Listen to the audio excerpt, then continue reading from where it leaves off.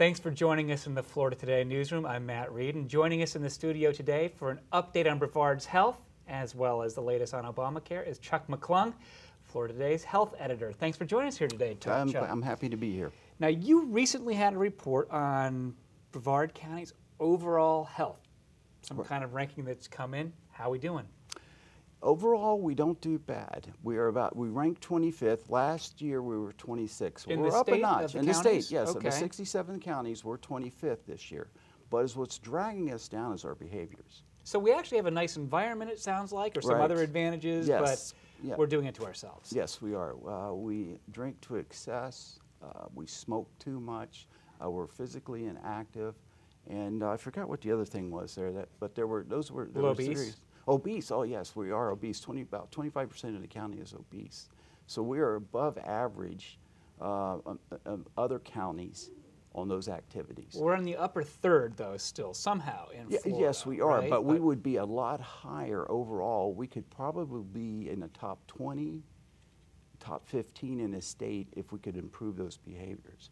Now, one thing that was interesting in talking to Dr. Heshmati, who is the director of the Brevard County Health Department, he says, listen, these kind of things we cannot do anything about.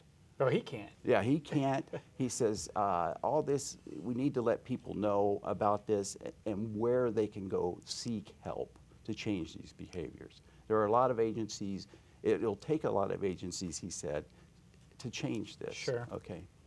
Or just time passing and people with better habits replacing people with worse habits. Right. The thing that really surprised me about this is the number of people in Brevard that smoke. It's almost a quarter of the county, which is really kind of surprising because Is there's that high today? And today, yes, I would think so. I think the state was 18%, which still seems to be high because there has been, since Big Tobacco lost that, what was that suit? It was a major suit by the Yeah. state.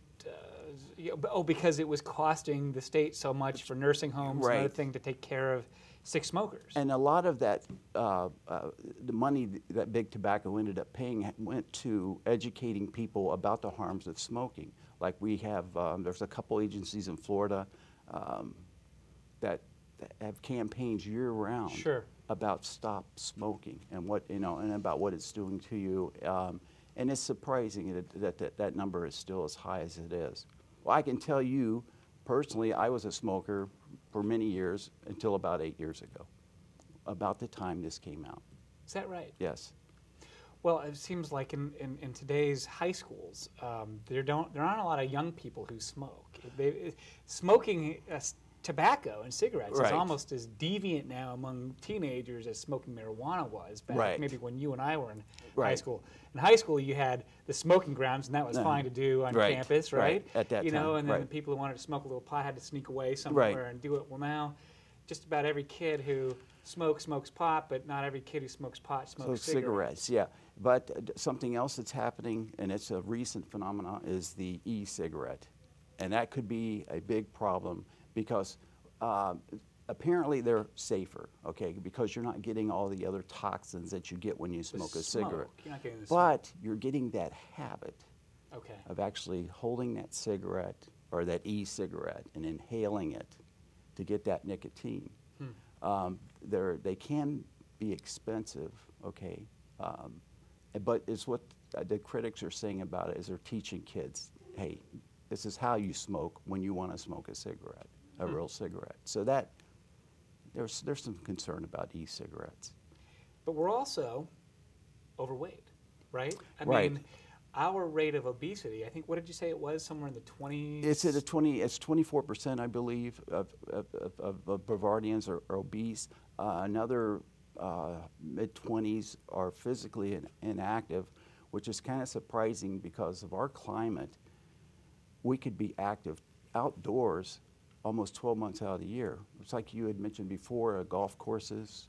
We could be out playing golf, running. There's golf everywhere. Everywhere. But that's a surprising number for this state because you get a state like Colorado, okay, which is one of the healthiest states in the country according to several studies, but it's cold up there all the time. I'm guessing that... I lived in Colorado, and it was no different from a Midwestern state in the sense that anywhere from like January through like all the way to April, you're looking out your window saying, Right. when can I go outside again? Except for skiing. That's what I was going but to say. There's snow skiing that's out very there. expensive. Okay, yeah, it is. But I mean, you can do that. You don't have to go to a resort to snow ski, do you? No, you No, can you you can can get go- a coupon yeah, and go up yeah, for a half yeah, day yeah, and do you can that. ski. But I think maybe Coloradans are taking advantage of their climate more than Floridians should be. We should be out there more running or walking. Even walking can help both with the obesity and then, of course, the inactivity. I blame golf actually because if you go to play golf now, when I was playing golf more as a young person, you put that bag on your shoulder and you would walk that course Right. and you would be wiped out by the end of It's 18 holes if you could make it that far. Now you're not allowed to play unless you rent a cart. right. Then of course you can put your drinks in there. You can smoke while you play, get fatter Right. while you're playing golf. Yes. It's not the. You can drive by our golf courses and you can see there's not a lot of real slim guys out there It's fun. banging the ball around. Okay. It's a lot of fun. It's a great way Yes. to spend some time and do that kind of thing. But it's It's not a triathlon. No, it's not. No, and the USGA, the United States Golf Association, really encourages people to walk, but it takes too much time. And golf courses want you to get in and out They there want as you to quickly. pay for the cart and get going. get more tee times Right. on the right. Right. So that's part of that problem. Okay, so where are we doing well though? Brevard County can't be all that bad. No, as far as one of our highest ratings came in, and if you excuse me for a minute, I don't have that paper in front of me, is I know it's in clinical care. Okay. Clinical care, excuse me, is that we have a high number of primary care physicians, mental health specialists, and dentists per resident. So we're higher than, I think we're like number 12 or number 13 in the That's state as far reassuring. as, so that, and I thought that was good, because if you'll recall, one of the concerns about Obamacare, which we will talk about later, was that there would be a shortage of primary care physicians. So apparently there isn't, okay? There's enough out there to handle it, especially here in Brevard. Okay, we rank among the highest in the state. We're in the top 20. Okay. Okay. And we also have, I think, a clean environment. Our Yeah, air's our pretty environment's clean here. good. Our drinking water quality is really, really good. The access, if I could find that sheet, and there it is. Here it is. The air pollution, the air quality here is very good. The drinking water violations are minimal. We don't severe housing problems are not bad. I mean, we are well below the average. We're at 17%. Severe housing problems would be kind of like rundown Okay. places like that. You've got a okay? hazardous environment. Yes, that's what it is. Crime, We're 5% below toxins. the state average. Okay, Okay. so we do well there, and surprisingly enough, because this county is 72 miles long, our long commutes is below the state average, which Is I that thought, right? yeah, and I don't know what they classify as a long commute. Okay, it didn't break it down like that, but we're at 29%. The state average is 37%. And I'm guessing that may be skewed by Miami, because the South Florida, because it's such a wide area. People can live in several areas Right. way outside of Miami and drive into the city. It's a congested, big area. Right. You can drive an hour to work easily You, each day. you have the same thing in Orlando. Mm-hmm. I know of people that have lived in Deltona and drive all the way to Orlando, which can be kind of trying if you've ever driven on Interstate 4 before. Well, I think a long drive for us is here would be Western Palm Bay Right. to a hospital in Melbourne Right. or one of our defense contractors, and that's Yeah. maybe right. half an hour or something Right, like that. right. Not that many people do it.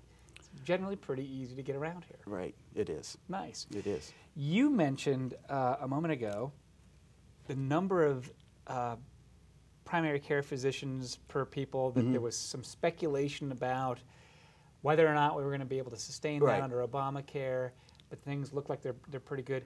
What's the latest on Obamacare in Florida or in the United States, and signups and where things stand? Well, it was interesting. It kind of ended the way it began, okay? the health site. What was the health It's site? had its Healthinsurance.gov. Yeah, yeah. It crashed. It was down for weeks. And then on the final day, for 4 hours in the morning, it was down again on the last day to sign up, March 31st. But as far as the numbers, the Congressional Budget Office, which is nonpartisan, estimated about 7 million people would sign up. Now, the last figures we got from CBO was 6 million through, I believe it was through February. The administration just said it was 7.1 million, but that's the administration saying that. So okay. CBO hasn't come out with final numbers. Now, that's for the country.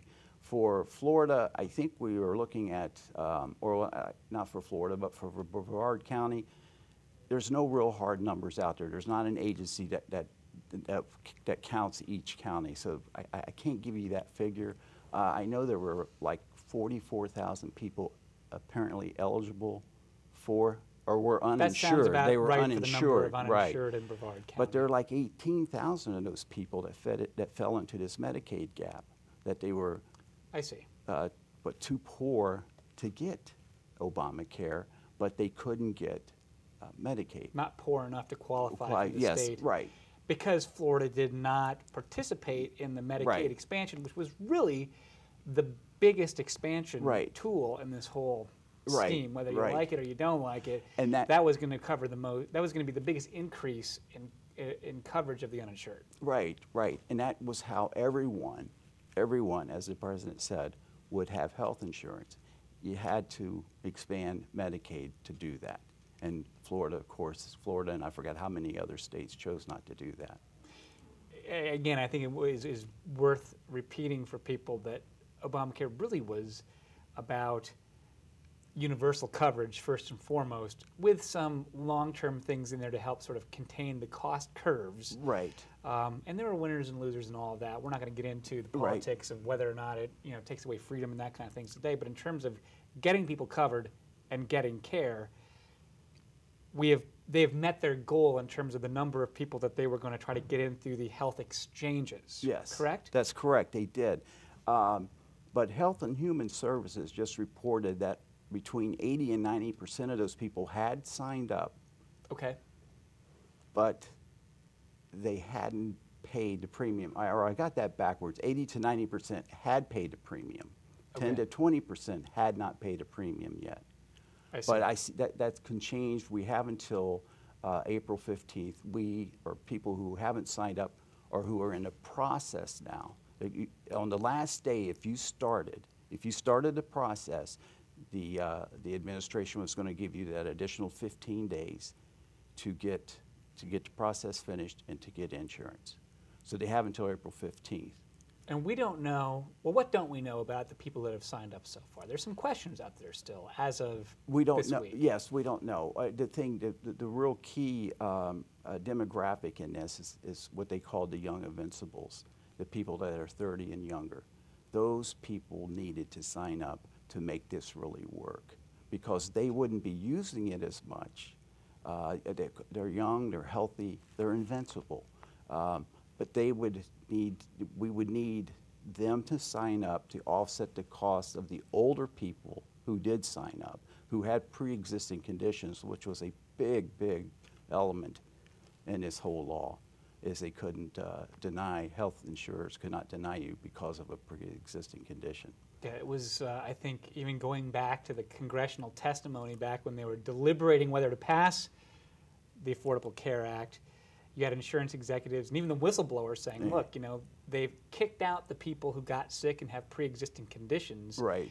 They've saved a bundle from doing that. The insurance companies have. Okay, well, now you take those people back in. Their premiums aren't allowed to be exorbitant. Right. So somebody's got to offset those costs, and that's going to be people that are coming in who pay in but don't consume a lot of health care, correct? Correct. That's absolutely right. I imagine that one of these agencies will eventually release numbers based on age of who did sign up for health insurance and during this enrollment. Didn't have insurance before, right? Correct. Correct. Okay. Correct. hospital companies and others are going through. I mean, it's not just about the exchange. It's not just about Medicaid, though. I mean, Florida Today did some forums earlier this year where we really try to explain to the public and get input from experts about what all is going on with this sprawling, complicated law. And so now we're hearing about Health First, Wistoff, Parrish, the major. Now they're changing their their outlook some. They're making some changes to how they work with clients and patients. Well, it's what they're doing, and they're all doing it or trying to do it. Is they're starting? They don't want to treat people when they're sick.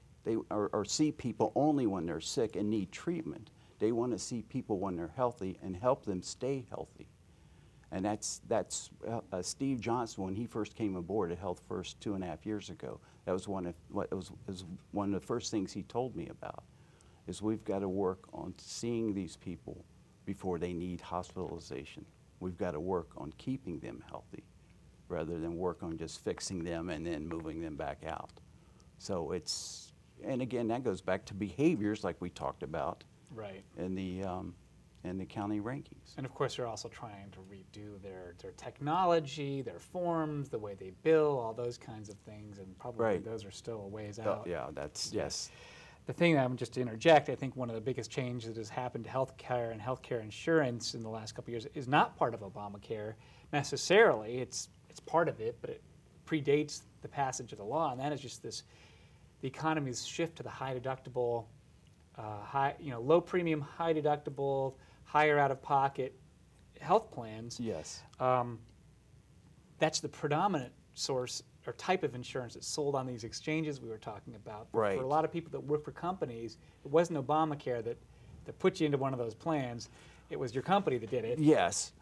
In some cases, maybe to get out from underneath some of the taxes, if you had a Cadillac plan. Right. And a lot of companies would use Obamacare as a reason for doing that, although they have employees. I've heard of companies saying, well, because of Obamacare, we're going to go into this type of a higher cost, higher out-of-pocket insurance plan. It's happened to people I know. I would like to see as a next step, it's not part of this law, but I know that there are some major employers and nonprofits agitating for this now, more transparency in the pricing so that people who do have to manage their own costs and make more discerning choices about their own care can do so.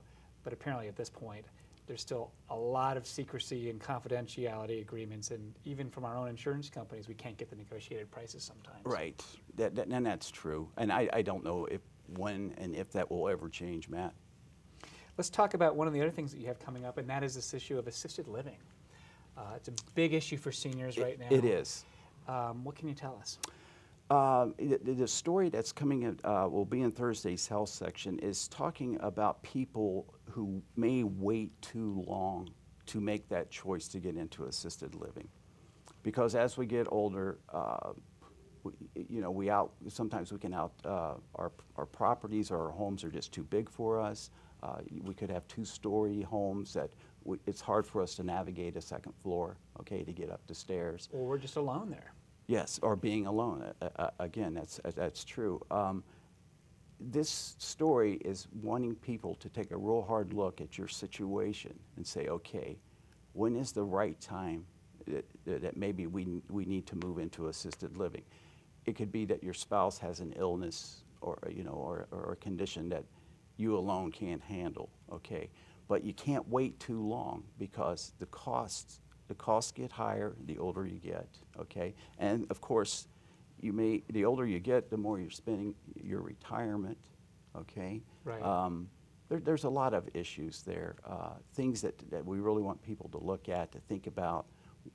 Don't wait too long to the detriment of your health, It's something to consider because people can get locked into their homes. They might have a reverse mortgage or something reverse like mortgage, that. you don't know about. Or they might be underwater on their home. That's something that happened, in Brevard County for a number of years there with the economic downfall. And there's still people, underwater in their homes till this day, It's slowly coming back, but do you have enough time to wait? Right. That's a decision that you have to make. It sounds like some of and I'm not altogether familiar with them, but some of the nicer assisted living complexes where you move in and you are able to move through different phases.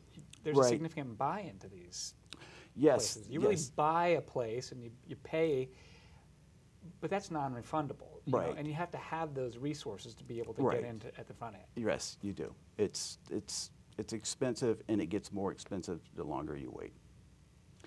What else are you working on? You've got something coming up. Yeah, one other thing coming up on Thursday. Well, not one other, but one thing I've been working on this past week and a half, is Consumer Reports, which happens to be one of my favorite magazines. I mean, I buy laptops, cars, based on their ratings. Well, they've come out with their second ratings on hospital safety, and it turns out that Parrish Medical Center in Titusville is the #1 rated hospital of 197 in Florida. It's #1 in Florida in patient safety. Consumer Reports used they use things like bloodstream infections, which is a big thing with hospitals. Okay, and that's where you have catheters inserted and they to feed you medications or whatever you're needed there. Also readmissions, which is really big with hospitals. Okay, and that has a lot to do with their reimbursements through the government. Okay. But anyway, Parrish turned out to be #1. It's pretty amazing that they did that. Well, I don't think that happens by accident. I mean, I'm not trying to oversell Parrish at the expense of other companies, but I know that they've had something in place for several years now where they really tackled that issue of infections and readmissions with procedures that the team bought into, how they were going to do things, and they were monitoring on their own some of their own progress before, I think, Consumer Reports. Yes, and there are other agencies that do these type of reports. They're not, they're similar, but they're not the same. And Parrish consistently rates high in all of these. Leapfrog is another one that grades on patient safety. They've issued 5 reports. Parrish has gotten 5 consecutive A's. The only one in the county to do that. So if you've got different agencies doing different sorts of modeling and different grading with different data, and the same companies coming out at the top. They're doing something right up there. That's something to feel good about. Yeah, it is. One thing I do want to mention, though, we had another hospital in the top 10. Okay. And that was right over here. It's Viera, okay, Health First Viera Hospital. They tied for 8th with 6 other hospitals. Oh, good for them. Yes, which is good. And they also graded very well on bloodstream infections. They graded pretty high. They graded the best in that. Okay.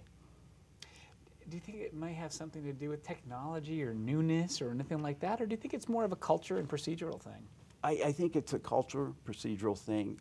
Hospitals are really, are aware of these things. That these things are costly to them, very costly to them, and hospitals want to reduce costs. Okay, if you get an infection in there, or let's say an adverse effect in the hospital that keeps you in there longer, it costs them more. Okay, so they're aware of these things. They really want to reduce costs. One other thing I wanted to add is the 3 other Health First hospitals, kind of in the middle of the pack, 30s, 40s, and 50s. Wusthof, they've had some problems there, but the thing is they've been under new management or new ownership twice in 3 years. So I'm sure there's some turmoil there. Anytime you get a new ownership company in, things change. New procedures, personnel turnover. It's just, so they rank pretty low with Consumer Reports, but they're working on it. They're well aware of, where they need to improve. And the spokeswoman that I had talked to said, yeah, we know what we got to do, and we're going to do it. They're smart people. I've met very, very few healthcare professionals who don't care, and don't want to be the very best that they can. No, they do want. They really do care. They do care about the patients in Brevard County, and they really do kind of compete. They want to be the best. They really want to be the best. So, and I think to have 2 hospitals out of 197 in the top 10 in Florida to rank that high, I think that's a testament to what's going on in the county. Well, we certainly have a lot of health care in Florida, given our population.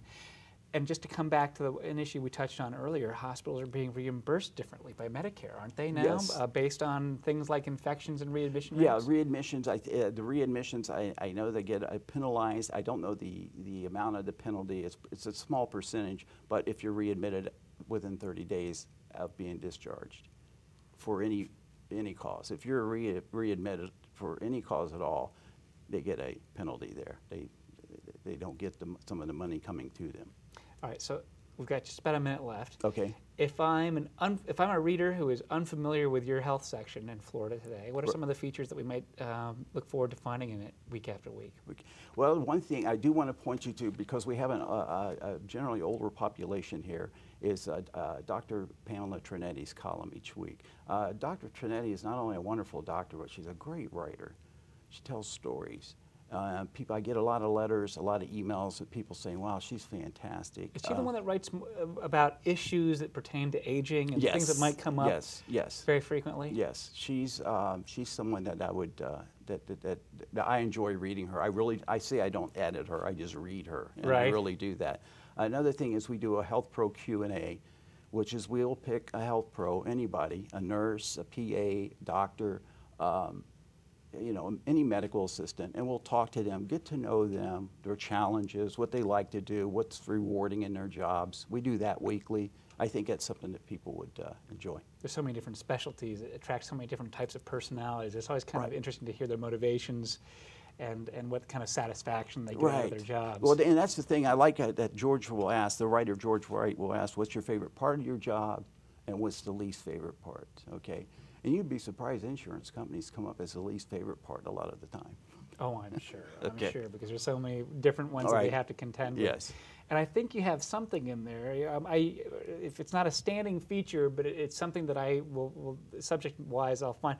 It's interesting kind of home remedies or natural things, and a lot of deliberation over that. And that's the Graydon's People's Pharmacy, and that's it's a syndicated column that talks about home remedies. People write in and ask, hey, I did this and this worked, okay? Like I put Vicks Vapor Rub on my yellow toenails and it cleared it up in 3 months. And then they'll say, well, and they'll either say, yes, there's been studies about that, or no. Chuck, thank you so much for joining us in the studio today. Thank you. Always good information.